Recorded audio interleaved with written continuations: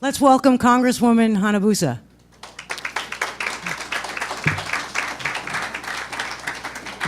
Welcome. Thank you so much. Congresswoman, our format, we've been doing these formats for about 16 years now because we don't believe in debates. We want you to have some, but for the Hawaiian community, we like to have our candidates talk directly to the Hawaiian community. We don't believe in gotcha politics, so as you know, we drove your staff nuts and gave you 36 questions, of which you'll get some... That's not true about gotcha politics. You did that. I do not. You did it to me, remember, on the monument for the... Okay, excuse me, we're going to take a commercial break. Yes, I do, and I apologize. Molokai? Yes, you did that to me. It's the Mauna Kea monument. You guys remember. We got her. That was my one exception. So we're going to have our... $1,000, yes. And she delivered, right, Molokai?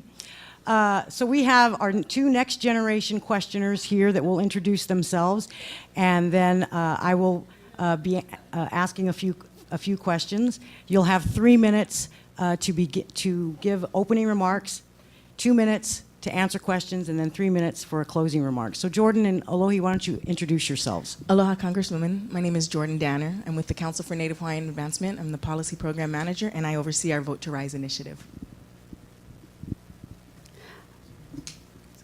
Aloha, Congresswoman. My name is Alohi Bickley. I'm the Policy Coordinator for Papa'ololokahi, but I'm here today representing the Executive Council for the SHA. Do we need you? We don't need me. Welcome, thank you for being here, and we ask you to 3 minutes for your opening remarks. Thank you. Thank you all very much. And thank you to Shaw. Of course, I was trying to find out who is Ho'omanapono, but I understand that's Waianae, the Hawaiian Civic Clubs, the Native Hawaiian PAC, and of course CNHA for bringing us together in this forum. And I am very familiar that CNHA does a forum format, and I said I do remember one gotcha situation. But it turned out good. Yeah, it did. I'm certain that all of us who are here today are here with heavy hearts.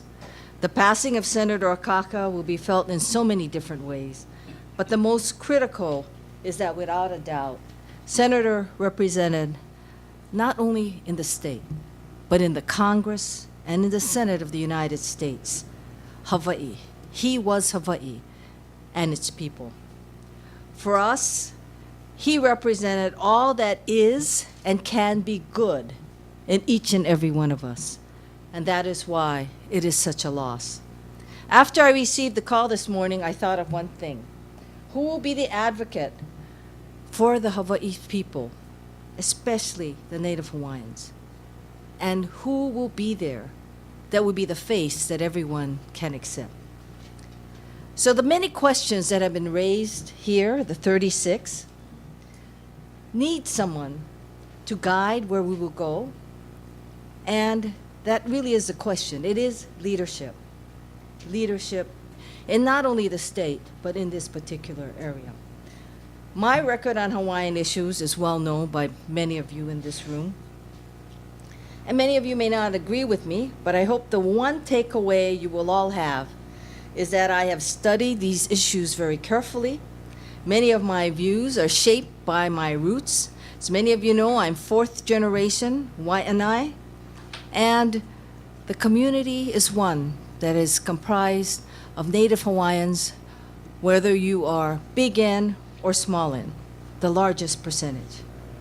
My views have evolved over the time, depending on the interaction, but I do want to say that the one thing that I always carry in my heart is where I come from, the people who gave me my first chance in politics, the people of Waianae, Maili, Makaha, and Nanakuli, and the fact that we are at a critical time, and you need to pick someone who really understands that. And by that I mean you have 3 very important rules that have been enacted by Interior, which are going to define the future of Native Hawaiians. Mahalo to all of you for being here, and I look forward to the questions, gotchas and all. Question number 2. Will you, along with your cabinet members, accept an invitation to attend and participate in a policy summit in February 2019 to introduce your cabinet and discuss your priorities? You know, I have never shied away from any CNHA or SHA kind of invitation, and I don't intend to start now. However, the only reason I hesitate is I don't know if we'll all have a cabinet in place by February, but we will hopefully have one in place. But I can almost guarantee that I think my colleagues in the Senate probably won't have confirmed very many of them by that time. But yes, if you'll accept interims and appointees and potentials without really being specific on the word cabinet. That's the lawyer in me, I'm sorry. We have her on record. We'll see her in February. Congresswoman, Yes. for the audience, it's question number 35, state and federal trust responsibility. Some may not understand the unique status of Native Hawaiians have to state and federal governments, not as a racial class of people. At times, the interest of the government, however, state and federal, are not in the best interest of Native Hawaiians. As governor, will you direct your Attorney General to provide a separate legal counsel within the AG's office, similar to the U.S. Department of Justice, the Tribal Justice Division that represents American Indian and Alaska Native peoples, to advise and defend the rights of Native Hawaiians, perhaps against the attorney across the office from them, as they are expressed in the state and U.S. constitutions? I've had this discussion with many people. The answer is yes, but I do believe that what you need to have, more than anything else, is an independent counsel. So when I first got elected, the Hawaiian Homes Commission, I have a problem with DHHL, but the DHHL then head was Ray Soon, and he came to me and he said, can you give us an independent counsel? Independent of the Attorney General's office. And I believe that that's necessary. And of course, with that comes the funding for that position. The only way, and the question is whether it would be best posed in a position within the Hawaiian Homes Commission or the Department of Hawaiian Homelands versus a separate office within the Attorney General's office. The reason I say that is because when you look at the structure of state government, especially the Attorney General's office, everyone falls under the Attorney General, and you can have a special counsel. It would probably take either maybe a constitutional amendment to make that person independent in that nature, because all of them report to the Attorney General. That's just the structure. That's why the issue was raised early on as to whether we should permit a separate independent counsel for basically, it was then Hawaiian Homelands. And remember now, OHA has that same ability. So OHA has its independent counsel. And the reason why is the only waiver of sovereign immunity by the state is to the Native Hawaiian people. For the audience, this is question 36 in regards to Mauna Kea. As governor, what will you do about the controversy on the Mauna, and how will you balance the calls of scientists as well as those of the community? I was on the Mauna actually last Friday, and the reason why was because I wanted to see for myself where TMT would be, how it interfaces, and more importantly than I wanted to see what those telescopes look like, the ones that have been promised to be brought down. I will tell you, Mauna Kea is, and the whole controversy surrounding it, for me, is a different situation because I faced it in 2010 as one of my last acts as Senate President. At that time, as you remember, our economy was tanking, and because it was tanking, we needed to kickstart it, and we needed three, well, we were going to do two, and we expanded it to three CIP projects that were shovel-ready. The shovel-ready projects happened to be in the University of Hawaii. No question, we were going to do Cancer Research Center, because we all wanted it to come up in 2 years. The second choice was what the controversy was about. Marcy Greenwood was president for the first time. She wanted the College of Hawaiian Language at UH Hilo I wanted UH West Oahu. That was the controversy. We could only do one.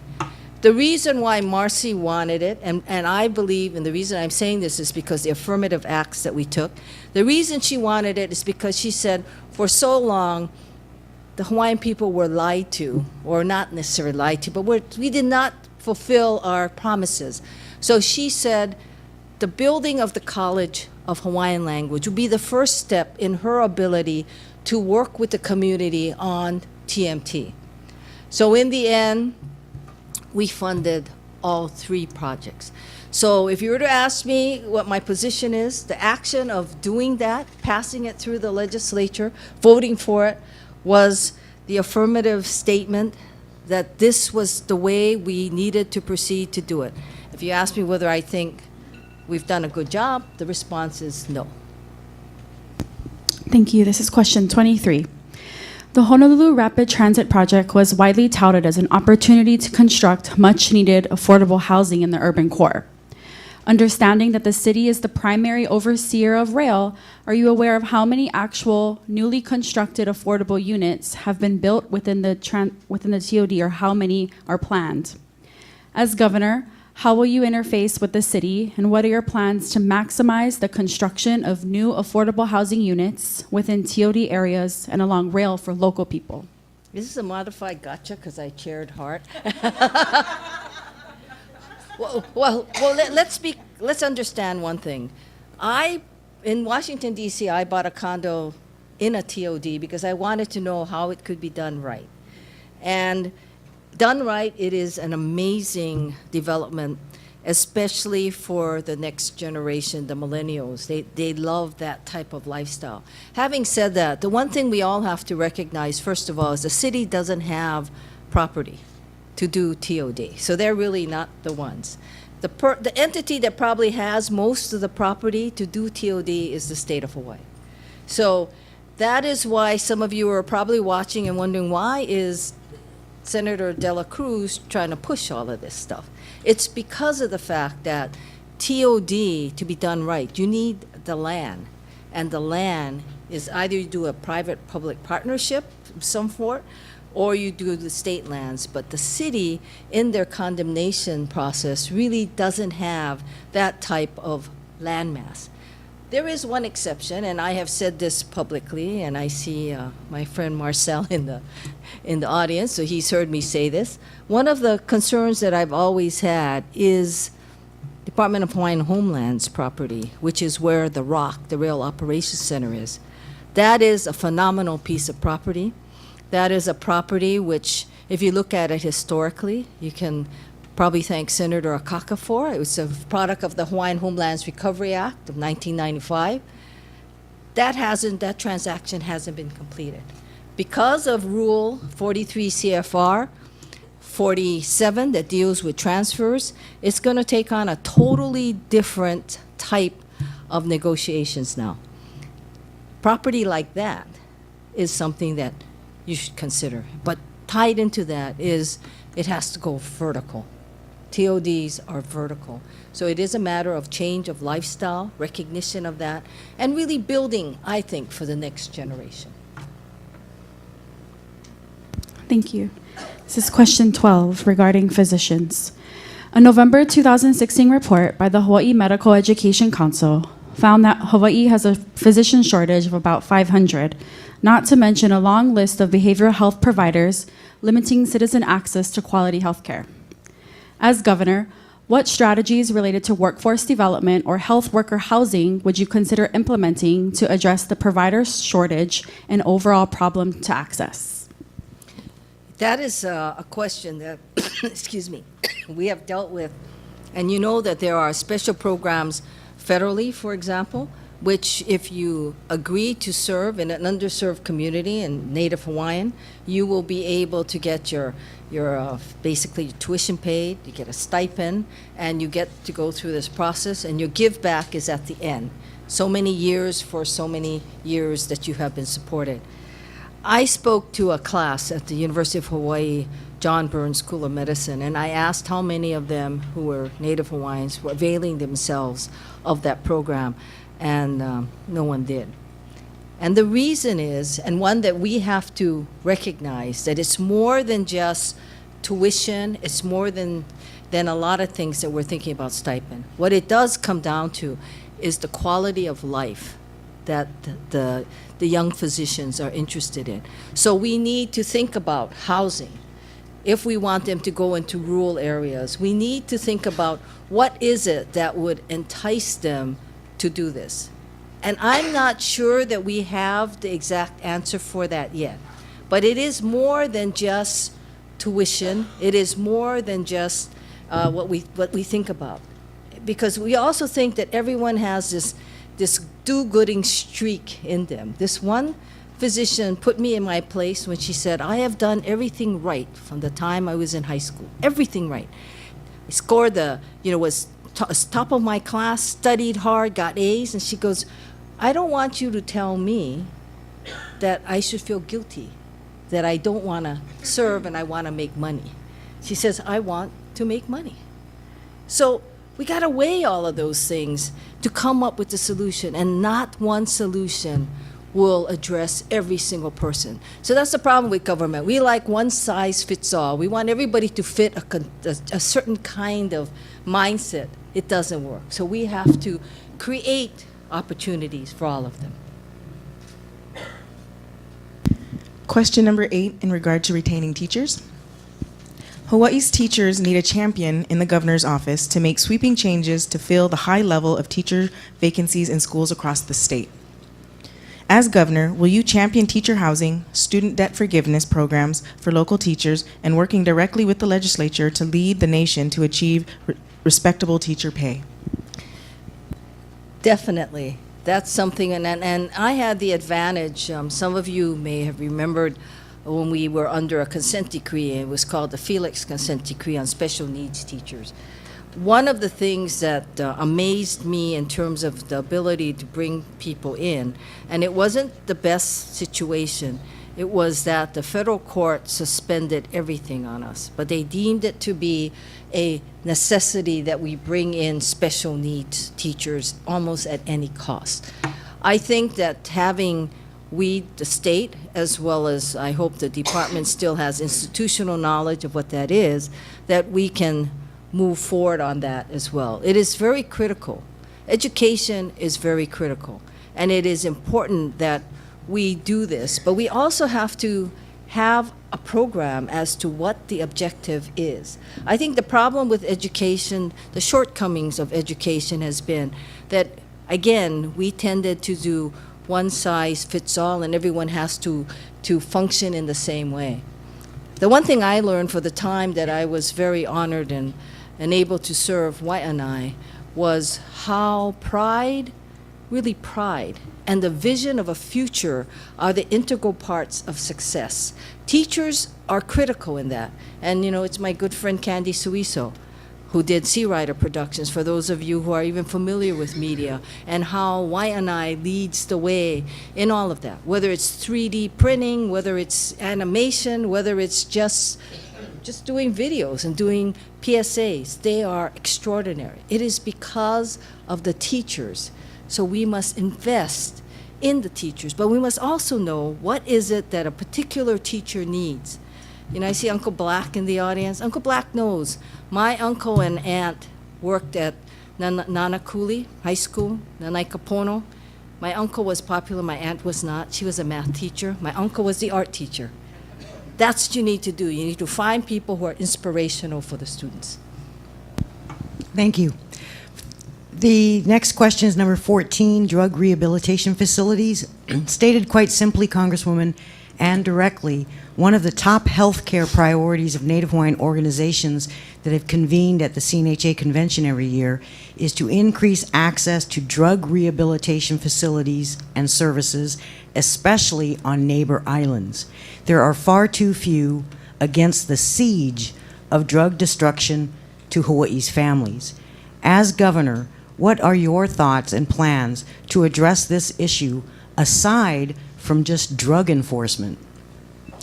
Drug enforcement is never the answer, especially if you're going to look at the future generation. What I hope that we're going to be able to revive is, I don't know if people remember when the crystal meth problem was great. And what the legislature did is we created a task force. I was the co-chair. And one of the things that we decided was we had to put the money where it would be most effective. And that's where we put it in to the schools, whether it was the high school or the middle school. Because it's not that we don't want to take care of the adults. You have a limited amount of resources, so where are you going to do the bang for your buck? So when you look at that structure and you look at how successful we were at that given period of time, it is a matter of going back and realizing that you need to do that. I remember getting on the floor of the Senate and arguing because my Republican colleagues said, you know, you're being too lenient on these kids. And I said, that is the difference. We believe the kids have a future. We believe there should be opportunity for really like an EAP program, you know, one to be able to go back and get treatment for what they're doing. We believe that it's a disease, not a crime. And those are the fundamental issues that we have to deal with. We have to define what we're dealing with. We also have to look at what has worked in the past. Don't keep reinventing the wheel. Don't keep saying we're going to study this. I mean, we always get accused of saying that all the time. We've studied all these problems much too long. It is time for us to take the best of what we know and move on. Question 5. Climate change is real, and as Native people, we anticipate being one of only a few locations suitable in Pacific region for climate refugees from other Pacific nations. What leadership role do you envision as the governor of Hawaii to bring the larger Pacific region together to prepare and begin working together? The first part of your question is exactly where we have to start. We have to get people to recognize climate change is real and what we can do. So one of the things I did last year was convene a roundtable in my congressional office about climate change. And I had people there like Chip Fletcher, who is an oceanographer, what he felt. My UH intern, Patsy Mink intern, actually was the one who was so enthused about this that she got people together. We even got someone who was a native Hawaiian practitioner to give her mana'o on it. And of course the Army Corps. So one of the things that I have worked on where I could affect it in Congress is alawai. The whole issue of alawai, 15 years to get it to that point. Before, it will take another 5, maybe 2020 when it finally makes its way through. But they have a plan finally on how to do that.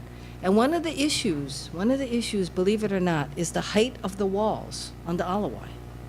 And they are saying, we have to have it high, even if people don't like it because they think it's unsightly, because of the fact that we're going to have sea rise. So we need to begin to plan. Everything we do, everything government does that can affect it, needs to be able to anticipate, not tomorrow, not 10 years, but 50 years, 100 years down the road. Because that's the only way we're going to be ahead of it. Thank you. This is question 4 regarding Olelo, Hawaii. Hawaii was the first state in 1978 to recognize its native language as an official state language. As governor, will you give real value behind this official language, including fluency in the native language as a preference in all state job qualifications, where all other qualifications are equal? I believe very much in Olelo, Hawaii, and I will tell you why. I went to school in Waianae Elementary until the 8th grade. And then I went to St. Andrew's Prairie. My poor mother commuted me every day. I did not appreciate then what I appreciate now, which is the amazing history behind the school, beginning with King Kamehameha IV and Queen Emma, and how they believed so strongly in education. And Iolani was a product, as was St. Andrew's Prairie. I feel that unless we really get to the point where not only Olelo Hawaii, but understand Hawaii's history, why we are the only kingdom in the whole United States. What happened? We've got to understand that so that we can build from that point and become the great state that we are. Yes, I do believe everything else equal. It is the official language with English, so people should be able to speak it. And maybe people should affirmatively, and I'm guilty of that. I try to sign up online, and then I expire because I don't get to all of it at the same time. But I am committed that I will learn it. And that's why I know how to get online to the various programs. You can't get it in Washington, D.C. otherwise, but that's one of the things that I think. It's the only way, and it is, I think, everyone who is a citizen and resident of Hawaii, we owe it. We owe it for the opportunity to live here, to be able to understand it. I tell people I'm always very embarrassed when a little kid comes up to me in Olelo's Hawaii, and all I can do is smile. And I'm hoping that she's not saying you're a blankety blankety blank as I smile. But that's what it is. It is part of our responsibility as people of this state.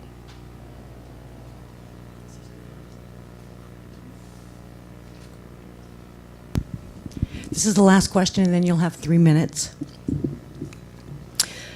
Congresswoman, many of us know that you're not only an expert, you're a champion on all things Native Hawaiians, specifically the homesteads. So NAHASDA has been a painful, once happy and then a painful existence for us. But NAHASDA is the acronym, as you know, for the federal grant dollars available to serve Native Hawaiians under the Hawaiian Homes Commission Act to support their affordable housing needs. And funding levels were at 10 to 13 million every year since 2002. Due to more than a $60 million unspent backlog in recent years by the current DHHL administration, the annual NAHASDA funds, unfortunately, were cut back by the federal government and HUD to less than $2 million a year in the last 3 years. This is a loss of more than $30 million in the middle of a housing crisis, with 22,000 Native Hawaiians on the wait list. So as governor, would you be willing to support the removal of the state agency in DHHL as the grant recipient, like the other 212 grantees around the country, so that homesteaders can be awarded the NAHASDA funds like their Indian counterparts are, and most importantly, by being awarded, as nonprofits, being able to leverage the funds from national foundations, double, triple, the average is 7 times leverage, like all of the other Native nonprofits controlled by Natives around the country. As all of you know, when NAHASDA was cut, it was cut by somebody who is very dear to all of us. It was President Obama, because he said that we had not spent the monies, we just hadn't spent it, so he cut to 0. We are at 2 million in the latest omnibus, 2 million. There is a provision in the new omnibus that is interesting to me, and that provision is they're saying you can use past and future monies for rent, which is, to me, another situation. The specific question is whether I believe that the present agency should be or could be removed. I believe that the present agency has not done its job. It is very embarrassing to go there and try to argue to people that we need the reauthorization. It's not only the money, it's the reauthorization. The way Congress works is unless you have the authorization statute, you really can't get appropriations. And it becomes a point of order if they try to put it in, or I tried to put it in many times, and I get ruled out of order. What I had in the past was Senators Inoue and Akaka who would just put it in. But we don't have that anymore, so we were down to 2 million. It may be a whole variety of different ways of doing this, but you have to explore it. You just got to explore it. And you got to have the opportunity to give others who may have ideas as to how to do this. It is too long. It is absolutely too long. The other day I visited Kahauiki. I think that's the way they pronounce it. It's the one by Sand Island. It's the one that builds houses in 4 days. 4 days. 4 days. It's the homes that were put up in Japan by Komatsu Tractor in response to the Tohoku earthquake. 4 days. That's what they're living in. All with different kinds of PV systems. One of the things they said to me as they were walking me around is, why can't DHHL do this? So, maybe it's time we start looking at P3s, public-private partnerships, because the most important thing is the people, getting the people on the land, not government structure or bureaucracy. Mahalo, Congresswoman. You now have 3 minutes for your closing statement. As many of you know, I have had these issues, and I'm very passionate about it. I anticipate that in the coming years, it will be a defining time for Native Hawaiians. Defining times, and you will need a governor who can stand with you and understands that the diversity of the people who call themselves Hawaiians is also their strength. You've heard for so long that people say, why can't they get together? Why can't they speak with one voice? And I thought about that. This is one of my evolution aha moments. I said, why? We don't expect anybody else to do that. So what we need to do is we need to start to think about how is it that we move forward? Though not in the questions, I believe that what would be extremely defining for everyone is when the vote is taken on the Constitution that's been proposed. And I remind all of you who are homesteaders, you have a very specific role. You have the role, and I use this word to trump, seriously. But the reason is why. The reason you do is because the enabling legislation for the rules are the Hawaiian Homes Commission Act of 1920/21. The Admission Acts would incorporate, remember this, it incorporates the Hawaiian Homes Commission Act directly into our Constitution. That's Section 4 of our compact with the United States that said we have to do that. That's why people say, why isn't the Hawaiian Homes Commission Act part of HRS? I said it can't be. It supersedes, because it does. And of course the Hawaiian Homelands Recovery Act, Senator Akaka's act. Don't forget that. That was the process that began really the apology for not doing their job. And of course, we had the $600 million for not doing our job. So this is a time, a critical time. And I hope that everyone recognizes that this is why you need definite leadership. You may not agree with me, but I hope the one thing that you all take away from today is that I really do understand, and I really have studied it. And if you can point out to me what I don't know well, I'll go learn it, because that's my job. That's the way I serve you. And I believe, and I've said this time and time again, as a young teenager, my grandfather used to take me to flower arrangements. And the one thing I took away from Japanese flower arrangement class is unless that first branch, we call it the shing, which is the main branch, is strong and secure, the arrangement falls apart. That is what I believe all of you represent for the state. Mahalo.